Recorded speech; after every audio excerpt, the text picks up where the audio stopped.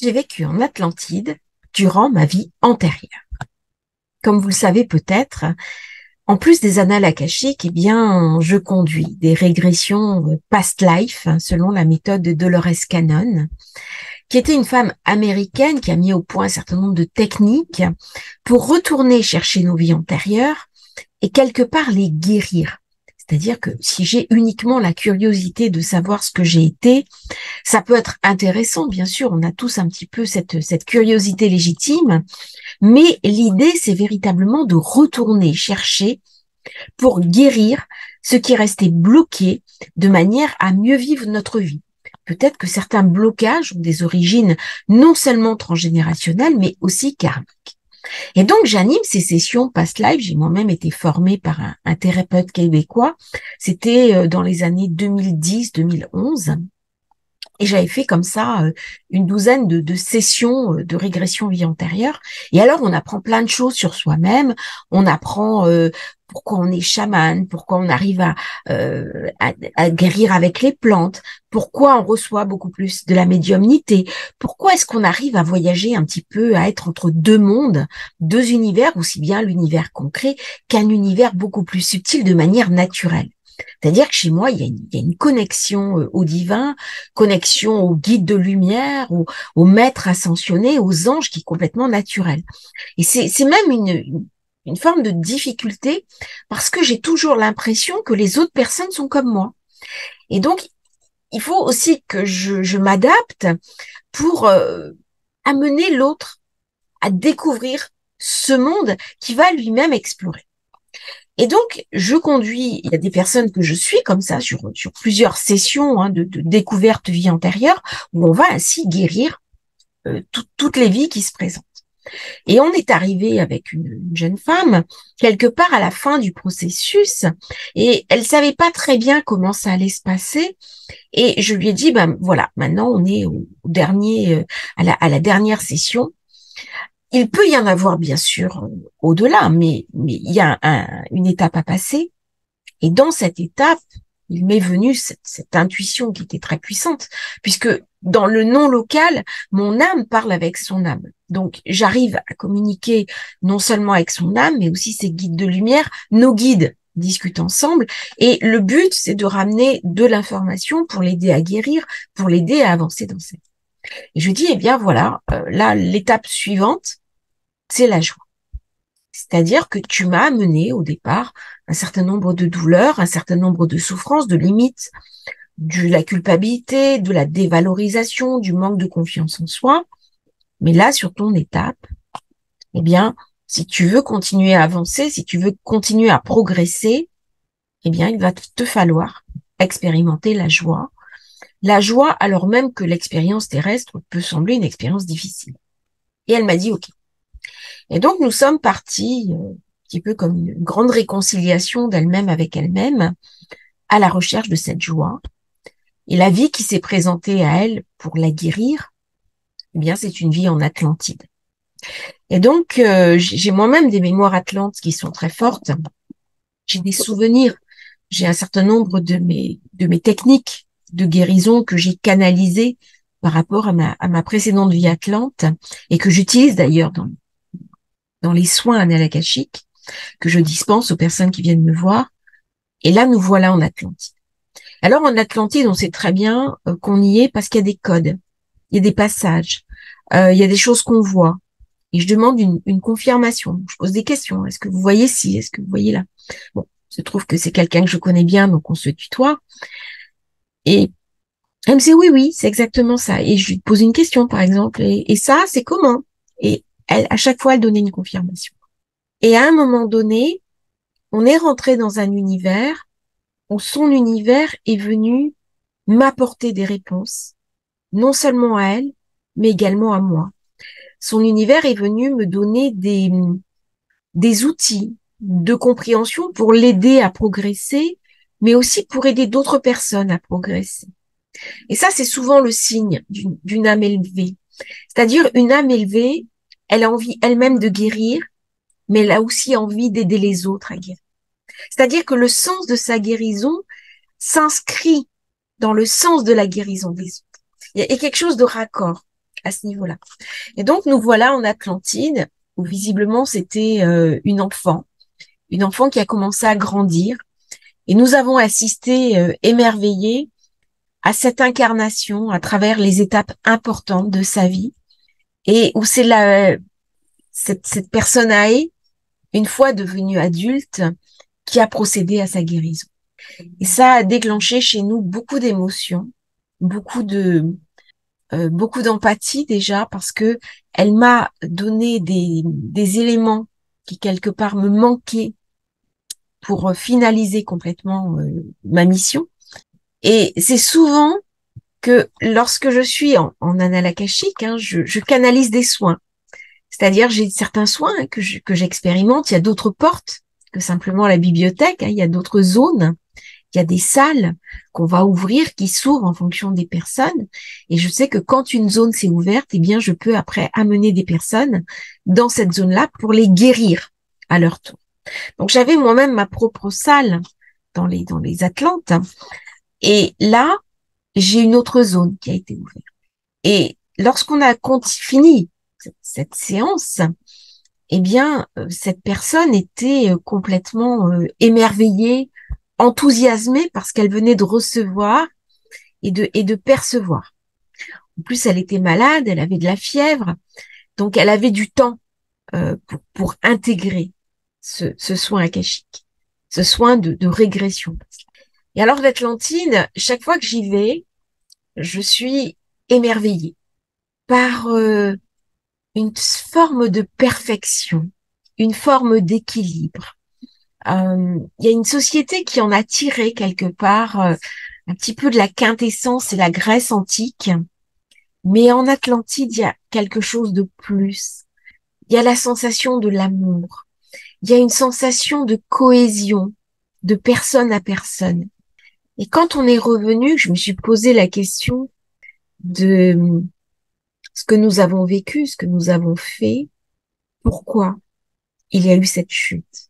Pourquoi il y a eu dans l'espèce humaine cet oubli d'un âge d'or, c'est-à-dire d'un moment où il y avait un équilibre entre le jour et la nuit, entre l'ombre et la lumière, et où quasiment l'ombre était réduite à sa portion congrue. Et cette régression past life m'a beaucoup impactée à titre personnel. Bien sûr, après, je suis moi-même retournée dans les annales akashiques pour essayer de trouver des réponses, pour essayer de comprendre le sens de la chute, ce qui s'était passé, pourquoi est-ce que nous avons des errances. Et il m'est venu, bien sûr, des images. Et cette régression, ce qui m'a profondément bouleversée, elle m'a raconté aussi une partie de mon histoire. Elle m'a raconté aussi une partie de l'histoire du monde. J'avais, avant de rentrer dans cette régression past life, l'idée que la négativité, le mal, c'était plus ou moins quelque chose d'universel. C'est quelque chose que j'avais touché du doigt dans la Kabbale ou dans certains enseignements. Et je me suis aperçue dans cette régression que c'était pas le cas. Qu'il y a des sociétés et il y a l'idée de société où l'idée du mal même n'existe quasiment pas. Alors peut-être que ça a favorisé son émergence. C'est-à-dire que quand on est dans la négation de quelque chose, peut-être que il y a un basculement. Dire on a basculé dans l'excès. Il y a eu un déséquilibre de l'énergie, du balancier. Je dis toujours les sociétés humaines, c'est comme une balance.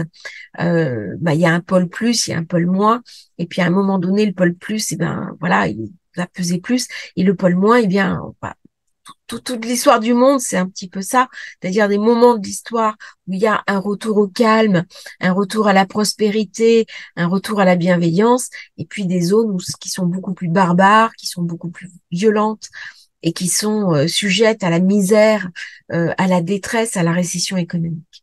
Et toutes les histoires des sociétés, des civilisations, il y a une découverte, une montée, une croissance, un plateau et puis une décadence. L'Atlantide n'est pas une exception. Par contre, l'Atlantide, d'après les intuitions que j'ai eues, d'après les visions que j'ai eues, d'après les visions qu'ont eues aussi d'autres consultants des annales akashiques, il s'est passé quelque chose qui a brisé la structure de fond. C'est-à-dire que tout cet amour, toute cette bienveillance, toute cette idée profonde que chaque chose peut trouver une place et quand chaque chose est à sa juste place, ça va nous rendre profondément heureux. C'est-à-dire que si moi-même, j'ai la compréhension que je suis dans le juste, que je suis là où je dois être, eh bien, je vais être bien dans ma vie et je vais apporter au monde la quintessence de ce que je suis. Bien là, il y a une perte. Et quelque part, dans notre individualité, nous vivons une forme d'exil. Avant ce rendez-vous, j'étais toujours persuadée que nous vivons sur Terre une sorte d'exil de la source, où nous avons perdu la connexion avec le sacré parce que on est sur Terre et on a un appel à rejoindre l'origine. Mais il y a peut-être autre chose qui est en lien justement avec ces vies atlantes.